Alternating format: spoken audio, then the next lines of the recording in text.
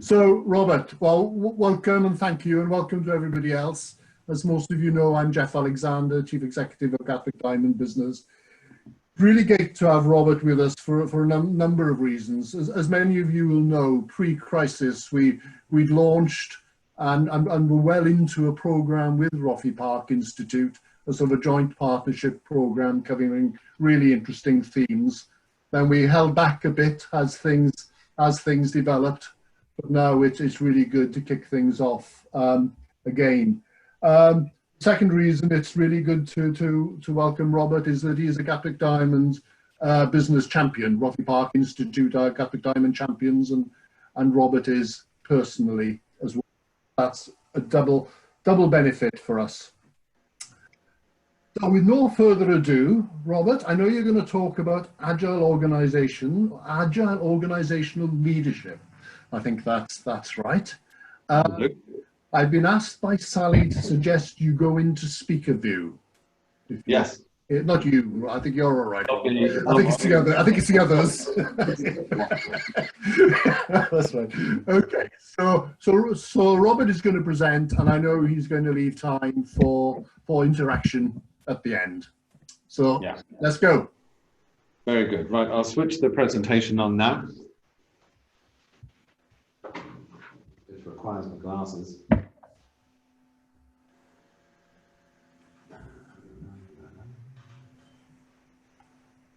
Good morning to Jan. So good morning, Jan.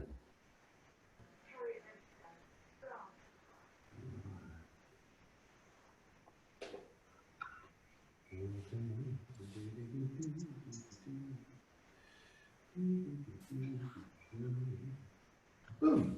Right, you should all see a lovely big slide there now. Is that what we're all seeing? Thumbs up, jolly good. Right, so good afternoon, my friends. It's lovely to be back, and as Jeff said, you know, when we started working on some of the GDB knowledge sharing and knowledge building, that was really exciting. So it's nice to be part of reinstating that and moving on to do this session and other things.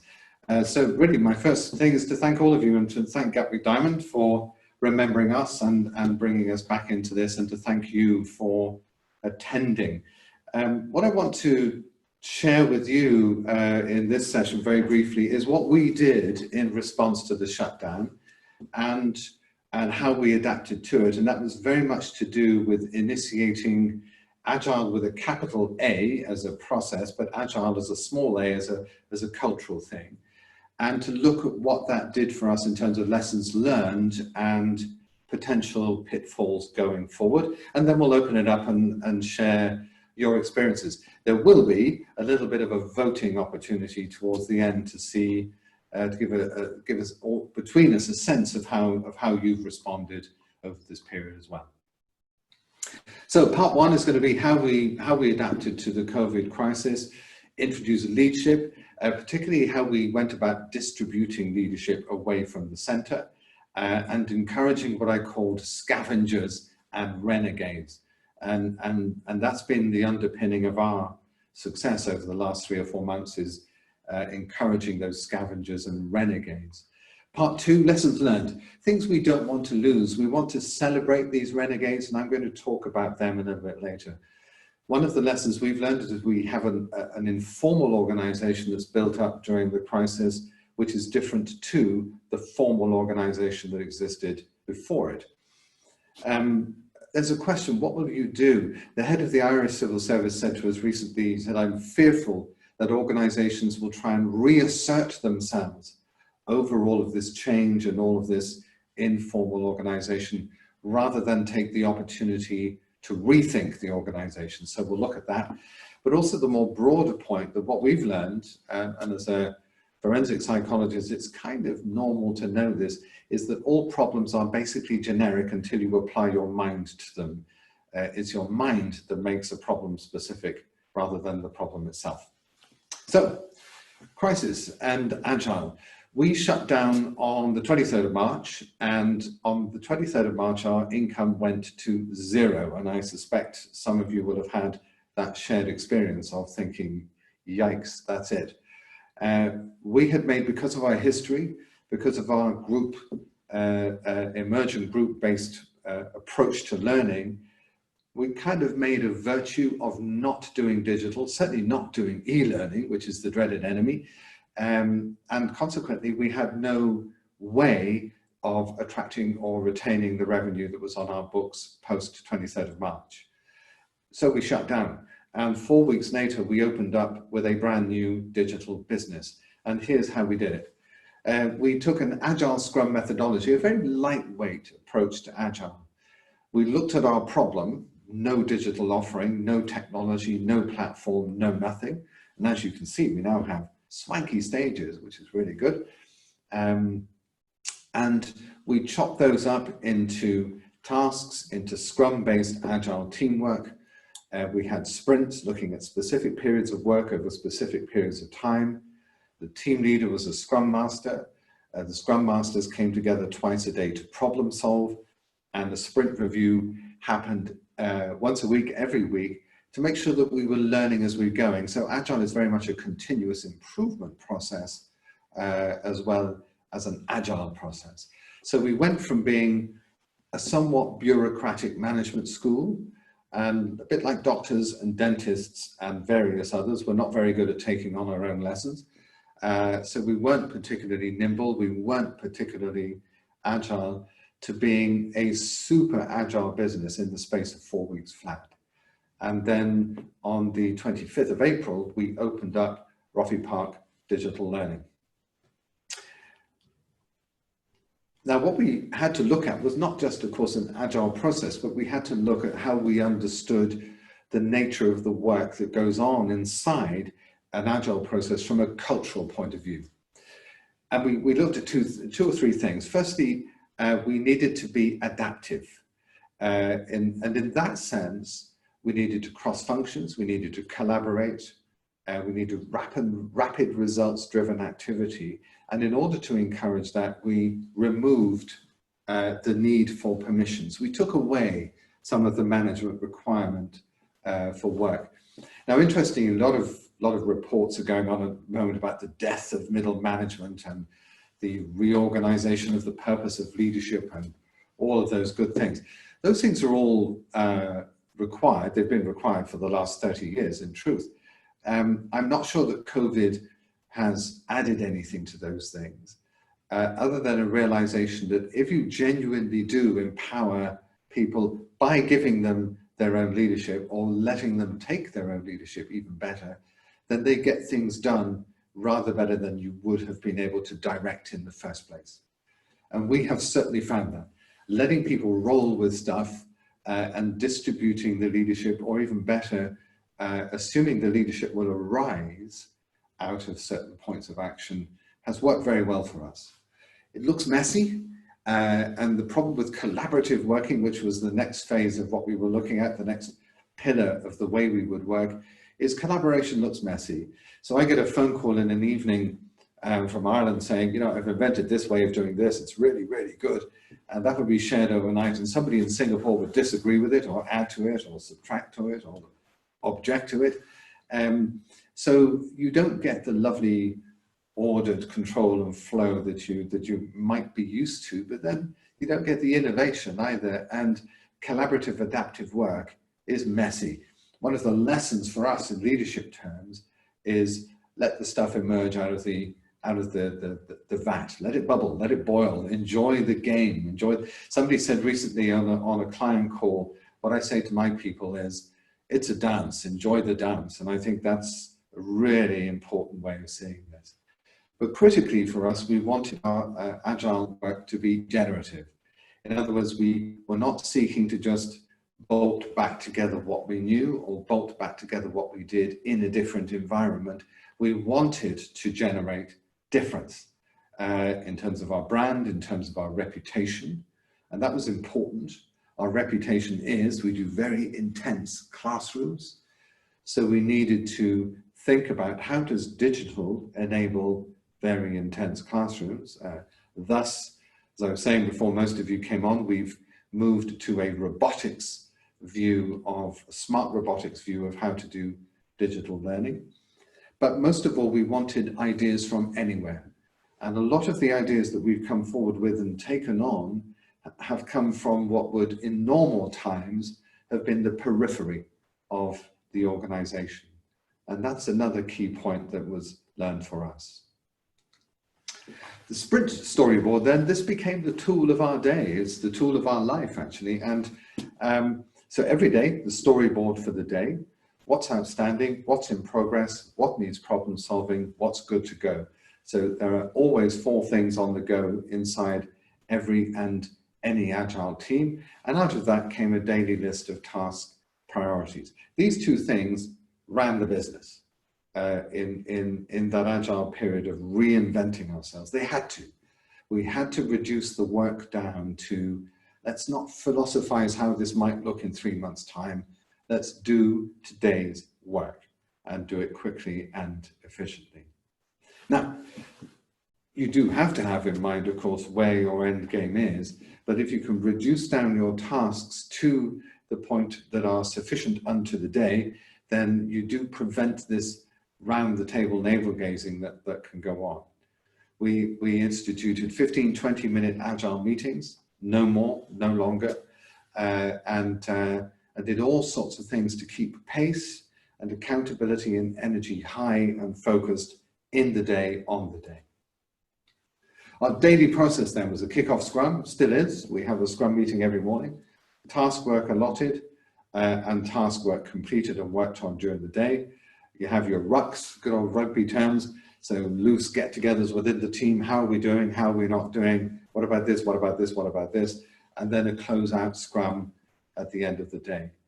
Of course, Agile team members were often members of more than one scrum, which was quite interesting, and often more members of more than one Agile team. So it's a very flexible, very resilient way of moving the knowledge around the different tasks and the different projects to make sure that there's as much originality going into them as possible. Now, that can very quickly become quite mindless if you don't have a learning process going alongside it. So our Agile learning process looked at 2 things. It looked at impact and relations. Impact in terms of the rhythm and participation of working. What are our goals? How are we learning? How are we learning to problem solve? And during our reflections, how much of that approach to impact are we capturing so that we do it again or don't do it again, depending on how it works? But at a dialogue level, how much do we understand each other's context and stakeholders? Do we know what's going on and why? And are we listening, learning, sharing as the work goes on? So impact and relations were the 2 levers we needed to pull to make sure that Agile teams are able and willing to work at the pace and the daily focus that we wanted them to. Did we get this done every single day in best practice? No. And interestingly enough, and I'd be interested in some of your experiences of this later, interestingly enough, there is a thing about Agile, which this kind of sense of Agile exhaustion that starts to creep in, and re-energizing that Agile exhaustion for the next wave has become increasingly complex and increasingly detailed. So I wouldn't say we would like to adopt this as a way of being forever, but in short, sharp bursts around specific things that we can break into its component bits and work upon. We found that we did change in 3 months that we would have considered impossible in the next 3 years prior to the COVID shutdown. Now, I'm interested in your experience of that, so I'm going to ask you to either pick up that QR code in the corner there, or log into https://calm.participole.com and choose as many of those as you like. So during the lockdown period, we have switched to Agile as a way of working. So interested in how many of your organizations did that.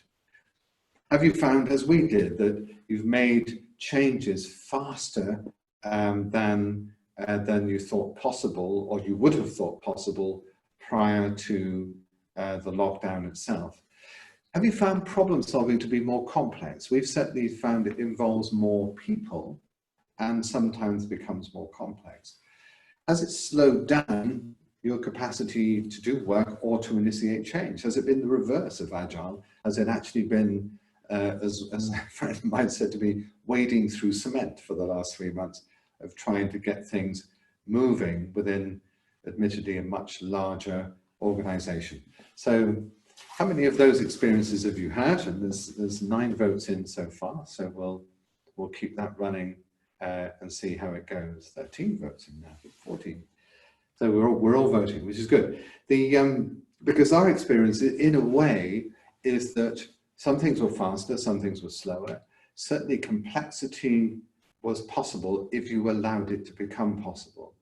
And we had to have really rigorous breaking down of things when people started to complexify them. In an organization like ours, as a professional services organization, and also one that has lots of professionally qualified people in it, we have a talent for complexifying the relatively straightforward. So that for us was a big challenge. But Agile was our secret. 22 votes we're up to now. So by magic, in a couple of minutes, a bar chart will appear that will give us... Robert, can I just check that everyone's comfortable? I've managed to work out how to poll. Everybody? Took me a while. Simon's managed it, but he should have done. Right, okay, it's just me that was a bit slow then, but always a good test. Okay, yeah. It's actually, if you haven't come across this system before, it was invented by a couple of guys at University of Leicester. And as you'll see, it's very simple, just boxes A, B, C, D. You can go up to 12 options in the question. You have single answer, multi-answer, and people literally just, that's my particular URL for this system. People go in there and to do their scoring. So we're up to 24 so far, so that's good. So we are going to get ourselves a bar chart when there's a pause in scoring, it will generate the final answer. So we'll come back on that. Then we're still scoring, which is good. Lots of people scoring. Now, of course, there's a downside to Agile. And I want to talk to you while that's building itself up about Renegades and Scavengers. Now, we have an organization now coming back to work, and we come back into campus in the UK on the 1st of September, all things being equal. And the organization that's going to walk back in through the door is very different to the one that left on the 23rd of March. Some people who were in structural terms peripheral to the central organization have become central. Other people who were, let's say, structurally central to the organization have become less critical to it as time has gone on. So we found we've in these times, these periods, tend to encourage the renegades, the radical thinkers, the scavengers for opportunities, the people who want to try stuff out, who can handle that kind of ambiguity, absolutely come to the fore. For people for whom, and for the majority of all of our workforces, most people want routine, they want predictability, they want patterns of work that they can understand and feel attached to. And we certainly have those people. They found this past period very difficult. The challenge is going to be, as we normalize, assuming we do normalize, is what will we do with those renegades and scavengers? It's quite possible that organizations will say, thank you very much and well done, now back in your box. And we risk then removing some really interesting innovators and disruptors from our organization, in the sense that they just vote with their feet. And well, if you don't want me, you don't want me, I'm off. But on the other hand, Organizations like to be predictable. They like to be routinized. They like to be operationally on a pathway. And of course, these scavengers, these breakers of routines are not necessarily perceived as being useful to us because they might not fit in with the way that the central leadership wants the organization to be understood. That, I would suggest, for those organizations who have found these people, is going to be one of the biggest challenges of all. How do you keep them central to your agility and your adaptability whilst trying to reorder your organization in a way that makes sense for the future? Combining those things together is a very big OD challenge.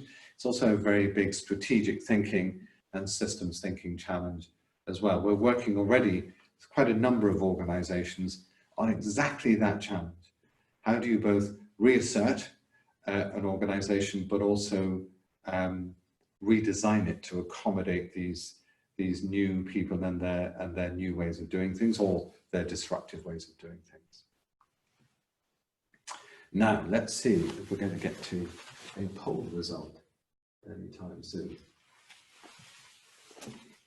Whilst it tends to wait for a bit of time for the last person to vote, and then when it gets a pause, it produces a chart. So we'll have a look at that when it comes. Apologies, it's me that's the last person. I have no clue how to do this. I've tried all things on the internet and nothing's working for me. So I don't know if you can bypass me. Okay, well, as I say, so as soon as it gets a pause, it will go. But you should get in on that URL. It should take you straight to a page that has nice coloured boxes on it with A, B, C, D written on it. And it's just a case of hit one of those or more than one of those. I found the best way was just to take a photograph of it with my mobile, and that took me straight there. Yeah, the QR code is the one that will take you straight there. Oh, somebody else has just voted, so there we are. So, lessons learned. Lessons learned, I think, is that for us, at least, as a relatively old institution, we're the last of the UK's independent management schools, and things that we've told ourselves about our history, our legacy, and they've sometimes got in the way, and they've sometimes made the thinking about the future that much more complex. So our strategic plan, which we wrote just over a year ago, for the next 3 years, was assuming that we'd arrive somewhere where we are now, 3 years' time. And here we are now. So the first thing we've learned is that problems are not as complex as they might at first seem. And that's a really important thing to recognize. Secondly, of course, there's the broader point, as I said earlier, that problems are generic until you apply your mind to them. So when we say there's too much, too little, too late, too early, these are all terms of relative position. They're not terms of truth. A problem is not a problem until you've applied a value to it. And that kind of thinking is really important if we're going to address agile thinking and learning. If we see problems as being literally defined by the way we define them, we never reverse the question. I'll give you an example. Yanis Varoufakis, who was the Greek finance minister during the Greek financial tragedy, also a very noted academic and economist. He wrote a book last year called Speaking with My Daughter, and it's an attempt by him to imagine a series of conversations with his daughter as a young girl, and having to imagine answering simple childlike questions about economics, like, what is debt, what is currency, what is value, with very, very straightforward language, in order to make it accessible to everyone. And there's a lovely piece about alternative thinking. And he said there's a question that's really easy and normative for European audiences, especially. Why did a country X invade and colonize country Y? So why did the British colonize Australia? And he said the really interesting question, actually, is why did the Aboriginals never colonize the UK? Now, I said, you'll get two reactions to that. Firstly, you'll get this, well, that's laughable, because why would they? Which is precisely his point. But secondly, you then have to look at what is it about that culture that made colonization totally unnecessary. And theirs was an agrarian, sustainable, internally sustainable culture. Ours wasn't. Ours was a culture which required us to go out, get more resources, more money, more wealth, more things. And because we had so few of them ourselves, that meant going and conquering territories. So the way we think about the world is often driven by the context within which we find it. All of our thinking process is driven by social context, all of it. And we're coming up to that season, and we certainly are, where we're giving talks on diversity, on equity and inclusion, on cognitive diversity, and so forth. And all of these things are structures of our social way of thinking. So for us, when we come across a problem now that used to appear insoluble, we now take the view, frankly, that if you chop it up and reduce it down and think it through and act upon it, the very act of acting upon a problem changes the problem. And that's a nice, agile way of understanding problem solving. So rather than trying to take the whole thing and say, right, let's analyze and understand all of it, just chip away at the ice block until you start to discover the shape of the thing within it has become the way we do things. Secondly, that if you are going to distribute leadership, for those of us at the center of the leadership activity, recognize that that's not a threat to your power. In fact, quite the reverse. I had a friend of mine who's been a CEO for quite some time, and a very particular type of CEO, very assertive, very demanding, very control-oriented, who's had to let go of that by necessity, and said to me, I feel disempowered. I said, well, oddly enough, I don't. I feel more integrated into the team than I did 4 months ago. I feel more a part of it, and I feel more able to understand what my team, my colleagues, and I are capable of as a result of the last 3 or 4 months. There is a simple truism, actually, in Confucianism, that if you have to demonstrate your power, you have no power. Because if you had power, you would never have to demonstrate it. However, if you distribute your power in the appropriate terms for appropriate purposes, you actually increase the centrality of your power as an organization. And that, again, a very important piece of learning.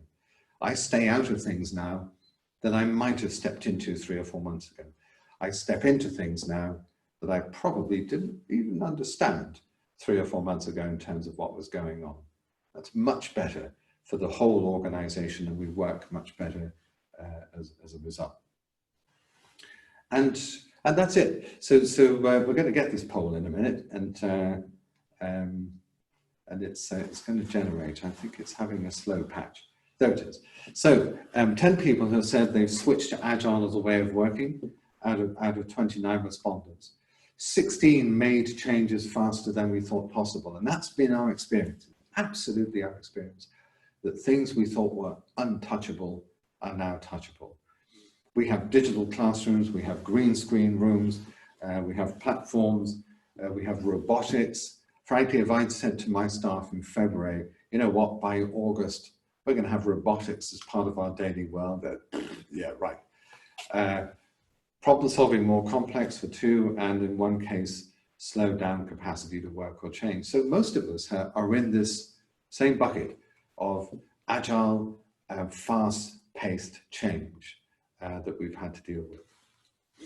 So thank you for that. So how we've lived our own learning model, we've taken our own learning model to do this. You know, where are we? How do we see things differently? How do we leverage that? What do the outcomes mean in terms of what we're then capable of doing? And how do we embed those things so that they don't get lost? So our pulse learning model, which drives all of our programming, has also driven a great deal of our agile working. Both at personal level, you can ask yourself those things about yourself. You can do so with your team, but we collectively do so as an organization. I touched upon the Renegades. here's some things to think about. Who moved to the center of your radar during the crisis, and where were they before, and how you're going to keep them central in the future?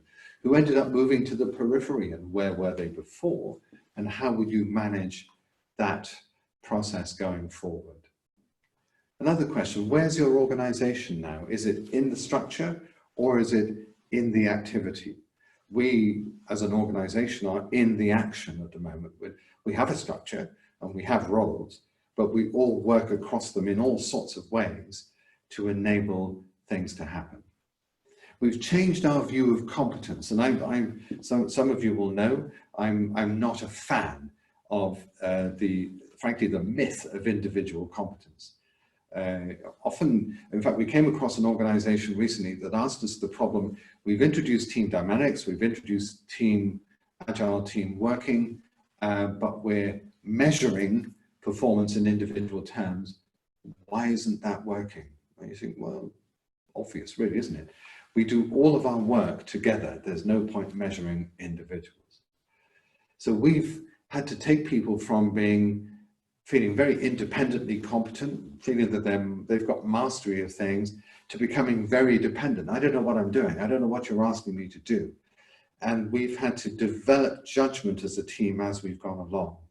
And competence is both your ability to think things through, as well as your ability to develop competence from a sense of, tell me what to do, let me work alongside you, and let's invent together. Those are those three levels of competence. But that requires thinking, functional thinking. It requires mastery of yourself and your tasks, but it requires teams to develop judgment about the way they work. We've worked hard on models of team resilience. What drives resilience in terms of learning orientation, the way we manage relationships, purpose and processes, but also how do we look at the outcomes? Do we look at how do we create persistence despite challenges, looking at continuous learning and sustained performance? All of those things are aspects of team resilience, and we work very hard as an organization. And after all, this is one of the central things we teach, but we've now had to adopt our own teaching to a very great effect. Finally, I'm going to leave you with a quote from an academic, Gerard Duveen. He actually was at University of Sussex. He did his PhD there. He's a social psychologist. And this quote of his, I think, encapsulates our last 4 months. It is only in context, never without it or out of it, that the psychological emerges. In other words, when it comes to thinking and action, we're all in it together. And that's been a huge plus for us over the last 3 or 4 months. We've gone from being people in roles to being a community that knows how to act on its problems and enable our clients and students and learners to act on theirs. And that's it. Thank you very much indeed. Excuse me. Thank you, Robert. That was really, really inspirational, really, really good. So what I'd like to encourage now is not so much questions and answers as discussion. We may have some questions coming through on the chat. I haven't looked at that yet, but would anybody like to ask a question personally? I'd be very happy to ask a question and get the ball rolling for Robert. Thanks, Joe. So one of the things that fascinates me about, for example, the agile and the kind of the being more in the now approach too, is that fits very well with the nature of uncertainty, generating stress, makes us a bit short-termism. So it kind of actually fits with that. So therefore, how do you make sure that you are still keeping an eye on the longer term if people are a bit sort of stressed about the uncertainty aspect? Absolutely. There's a golden rule, Joe, as you and I have talked about this. As the pressure to perform goes up, particularly as an individual, then the personal resilience tends to go down. There's a direct inverse relationship between those two things, and that's something that's often misunderstood when it comes to resilience. Resilience is not personal. Resilience is an effect driven from outside you as much as anything else. And so therefore we really do have to be careful that, to come back to the renegades in the organization, there's a danger that you then start to lean on half a dozen people because you think you know that you're going to get things done through those people, and eventually you burn them out. And I know one of my colleagues staggered off into holiday last week, having deferred her holiday twice, including once last week to get a big tender done, and has still spent most of her first week on the holiday banging emails around until I threatened to have her email account frozen. So, you know, I think there's the flip side of this, that people feel compelled to overdo it almost in times like this. And we have to make sure, therefore, that two things don't happen, that individuals don't become isolated, and in a virtual organization, that's difficult. And that we understand both competence in performance and competence in delivery as being team-based things, and managing them in that way. There is no such thing, and I'll challenge you to, nobody yet in 10 years around the world has found an alternative. There is no such thing as individual isolated competence. It doesn't exist. And yet we often manage people and measure people as though that exists. It doesn't. So you have to be team-based in your performance, in your tasking, in your celebration of who did what and how it got done. It's always a community. Okay. Thank you. Who would like to go next? I can't see everybody, so Linda, hi. Can I ask a quick question? You said, like, on the 23rd of March, suddenly no money, you know, you need to look at things differently. How has your new way of working, how has that helped in the last 5 months as income coming in? Has that been as quick to change? Have you been able to change to bring income in, is what I'm trying to ask.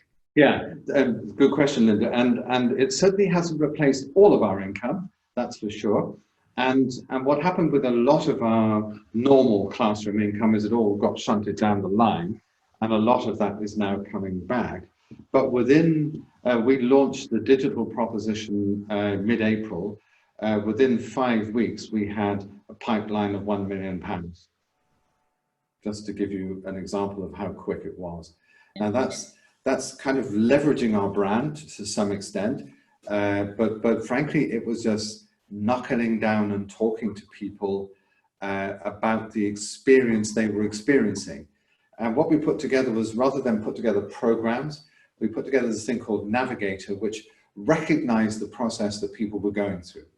And it was a 3-phase process that said, well, hey, you need to stabilize people now. They're thrown out of the office and told, invent your own workspace. You need to stabilize that, re-energize the activity. And then the 3rd phase, which we're working with clients on now, is reformulate and rethink your organization as you come back into a working place. So we went from 0 to a £1 million pipeline in about 5 or 6 weeks. And it was really cool. Yeah. Thank you. Right. David Santanier's got a question, Jeff. Who, sorry? David Santanier. Oh, David. Yeah, go ahead, David. Okay, thanks everyone. Thanks for the presentation. Very, very helpful. Can I just ask a question about, could you tell us more about the what allowed your Scavengers and Renegades to emerge? I'm particularly interested in about, you mentioned a little bit earlier on about some of the things that maybe they took as signals, or maybe what sort of cumulatively led to that tipping point. Yeah, it's a really interesting question. I think it's true of every organization, and I've run very big ones, and this one's a relatively small one, and there's always people who've got ideas that they kind of sidle up to you with and say, you know, one of these days I'd like to talk to you about this, and why don't we do this, and why don't we do this? And often when you're in the flow of delivering business as usual, those ideas, interesting or otherwise, often remain peripheral. Or they develop really slowly. Okay, give me a business case on that, which is kind of English for get lost slowly. And so we use these management methods of deferring sometimes some really, really interesting ideas. go to zero in your income line, and suddenly you're looking for every idea you can lay your hands on. And the opportunists in those people then stepped up and said, well, remember this? And we started talking about, well, you know, for example, we have a well-established research position on resilience and collaboration at work. We're known for that. It's a big part of our legacy as an institute. And the hospital down the road in the 1940s actually did some of the groundbreaking mental health work that everybody takes for granted now. But there wasn't a program around resilience. In fact, it didn't exist. There were lots and lots of companies giving talks about resilience, or even disseminating papers saying 10 steps, which I really hate, 10 steps to improving your personal resilience, which is so generic. You know, like step one, get up in the morning. We had the opportunity to say, let's be the first institute in the market with a meaningful program on personal, team and organizational resilience, how it works, how it's delivered, how it's developed, and it's been a huge success for us. So it was taking those things that seemed nice but complex and going looking for them and encouraging ideas. And part of my style as a leader, it's a very Irish thing. I'll talk to anybody at any level. I'm not really bothered by hierarchies. And sometimes you just have to sit down in a corner and listen to somebody's talk. And they've got half an idea and somebody else has got another half an idea, and you just bang them together. And often I think, David, the problem is that senior people don't see it as their role to go and capture those bits of the jigsaw and turn them into a puzzle and move them on. And, you know, but as I say, when your income goes to zero, suddenly that becomes your day job. So I think it was opportunity. Often innovation is about timing, but also it was being highly, highly observant of what was going on in the marketplace around us, and then adapting to things fast. Thank you. Just one follow through. What percentage of your people do you think emerged as scavengers and renegades? Far too many. It got a bit, I did say about 6 weeks in, I've got a bloody clue what's going on. There was so much stuff going on. And so I kind of had that mental flip for a minute that all CEOs have. God, what's going on? And is it sustainable? And is it workable? And I had people patting me on the head and saying, you know, relax, it's fine, it's good. I would say about a quarter of our workforce turned out to be that way inclined, which is cool, actually, really cool. And that sometimes is very little things. It doesn't have to be dramatically big. It just has to make a difference. Thank you. Okay, thank you. Jeremy. Morning, thank you, Robert. Great talk as always. Two things really. One, both really observations. One, I particularly like the idea where you were saying that the manager's facilitative role, which was just one line on one chart, but that really resonated, because if you have that mindset, then you're about what can my team do and how can I help them do it. And you know, it was used as a gag for a while, but I always used to say that my team exists to make my life easy, and I exist to make my teams have the facilities to make my life easy. And those two work well together. The other thing is an observation, and it was your use of the word renegades and how characters come forward. And if we look at, if we go back to kind of full screen, everyone's heads, everyone is the same size, everyone has the same kind of equality or individuality on the screen that we see. And I've had some conversations about how Zoom works, and a number of businesses I've spoken to, they found that people who in a physical meeting would shrink back and not participate because personality dominates in the physical, they've come forward, and those who rely on their personality to dominate a meeting, and I am talking about myself, we kind of hold back a bit because everyone's head is the same size. And I don't know if you found that or got any reflections on it, but it's that equality. And I'm actually looking forward to seeing people in real life and having different heights. Because apart from you, I haven't seen anyone stand up, I think, in about 5 months. Well, actually, you know, to come to the last point, this came from Angus, our academic operations director, who said, look, you know, the truth is you put a different energy into facilitation or into speeches if you're sitting down. So for us, you know, this is kind of compulsory. You know, get up on your feet, be fully present. physically and emotionally, and I think it does make a big difference. Interestingly, I have a sign on my TV, and I'm going to show it to you, because now you can't see it because of the background. That's quite interesting, because it's green, so you can't see it. It says, "Look here," and it's put right up by the camera just there, so that I remember that I don't need to look at you, Jeremy, although I'm responding to your questions. I need to look at you through that camera there. And one of the things that people often forget is line of sight. We tend to look at our screen, our cameras are in the wrong place. Do you know, if you had to redesign laptops now, you put the camera smack in the middle of the screen, wouldn't you? Yeah. If you could. Obviously wouldn't be good for the screen. Coming to the facilitative part of view, it has never been a function of management to exert control. It's only a function of management to exert control if you don't know how to manage. The function of management is to have an aggregator effect on the capacity of your teams. In other words, the effect you have on their work is greater than the number of people doing the work. That's the function of management, is to have an aggregator effect on the skills, capacities, and thinking that goes into the activity of your team. And that's particularly true of an agile team where the scrum leader may not be a manager, but might be a renegade, might be a scavenger, might be somebody you've decided, look, you want to give some voice and position to this person, so you're going to give them that opportunity to carry and work with this team. And we had lots of scrum leaders who were not managers, very deliberately, because management it's undertrained in this country, massively undertrained, and it's compared negatively to leadership. You know, leaders are visionary, managers, administrators, utter nonsense. The management, a really good manager is somebody you never forget. They aggregate your capacity as a team in ways that you can't even imagine, and that is management, not leadership. So yeah, I do believe management is a process of facilitation, so that you have that aggregator effect. As regards voice, interestingly, and it's really interesting comment, Jeremy, because I was talking to our Singaporean team this morning. We're running a Women in Leadership program in Singapore at the moment, which somebody said to me yesterday, well, for an Asian community, does that really work? Like, women in Asia don't matter?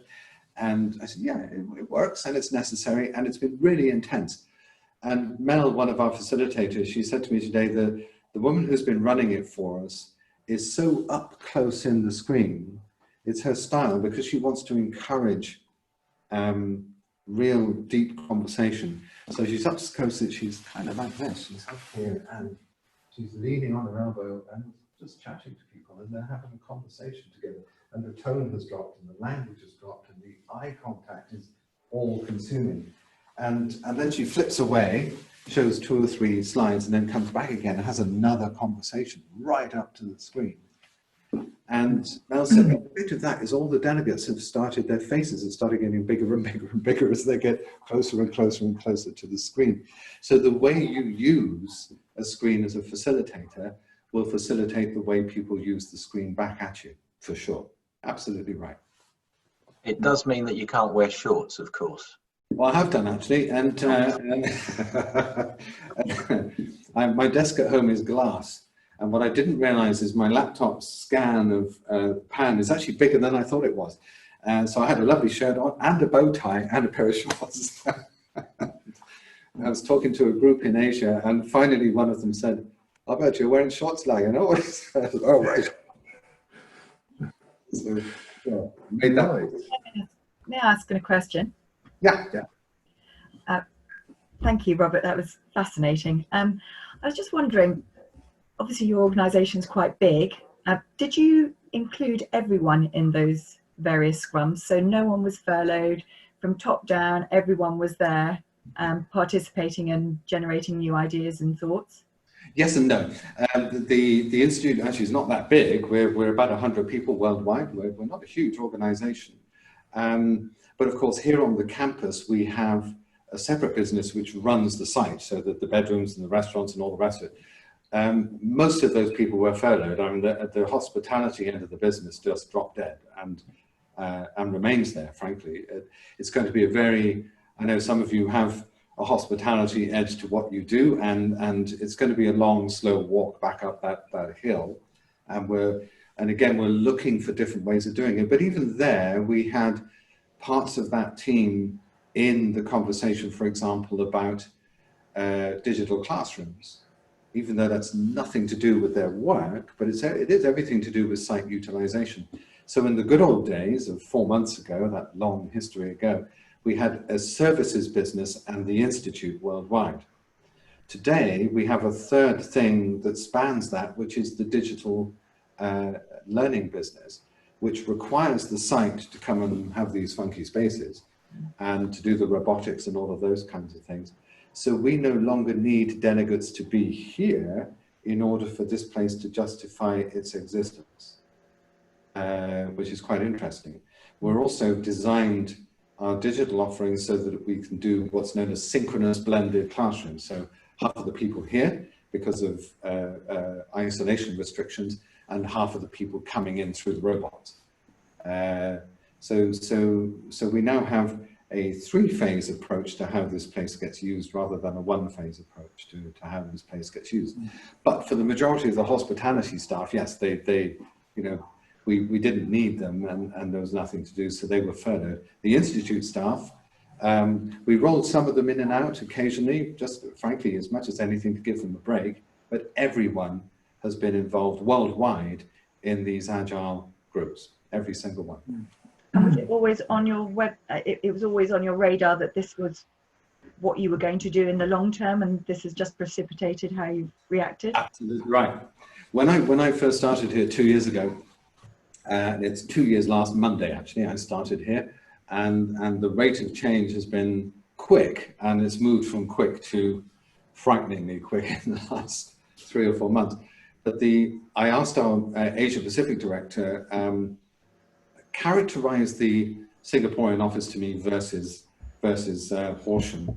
And he said, well, you know, you've got Horsham with this lovely house, you've got 50 acres of ground, and it's beautiful. He said, there's a shed down the bottom of the fields here on the site, a bit rickety, bit falling over, needs some maintenance. That's the Singapore office. And they almost had no way of being heard. They certainly had no way of being valued. That team is now fully integrated into the organization. They're a natural, normal part of the way we work, as is the Irish office, because location no longer matters. So they've been able to become part of the team, and because for us, you know, because of how long we've been here, the danger of place is it gives you a sense of place, but it also gives you a sense of exclusion.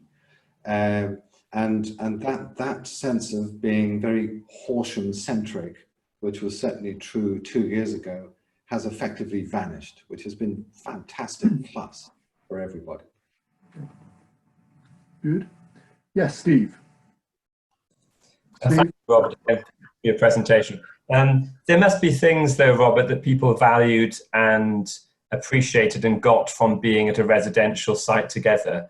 Yeah. And I'm interested in what you think those are and whether you think they need to be compensated in some way with a different approach.